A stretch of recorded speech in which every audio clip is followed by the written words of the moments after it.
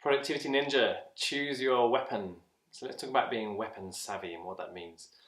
There's a whole bunch of different tools that we can think about that will help our productivity. There's thinking tools, so things like the cord productivity model in my book is a really good example of that.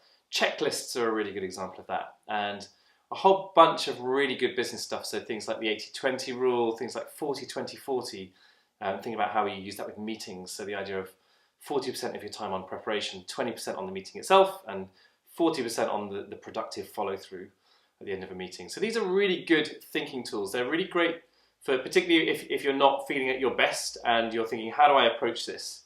Using those kind of tools to really put that thinking in place, to put the structure in place. The cord model, for me, even though I wrote it, is one that I come back to and say, right, I'm not feeling particularly my best, I'm stuck at this thing, whatever that situation might be, but let me use this as a guide. Let me use this as a way to get through that current feeling of being stuck and come out the other side of it. So thinking tools, what you need from that is to be able to have a good array of those tools at your disposal and being able to use those weapons at the right times and ultimately get more out of those things than you put into them in the first place. And then we've got doing tools. So you've got all kinds of organizing and doing tools. You've got little apps for timers and pomodoros and all these kind of things. And then to-do list apps for making lists and keeping up to date what I call the second brain of all that stuff that we need to keep a hold of and keep control of, but also keep out of our head at the same time. So those are the doing tools, the organizing tools.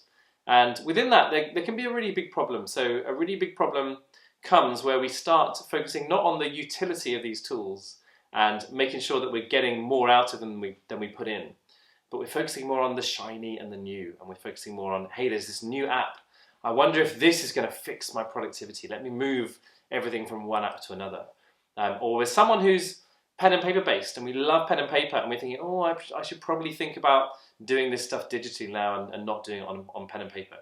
The trick with any tool, and the trick with being weapon savvy, is really about thinking about the utility of these things and not the shininess or not thinking about what's cool or whatever, but what's the thing that's going to put the least amount of time in and give me the most amount of stuff back. So that's the utility of these things. That's what being weapon savvy really means, and the savvy part of that is much more important than the weapon part of that. It's about making sure that we use the time that we invest in these things and the energy that we invest in these tools to ultimately bring us more than what we put in.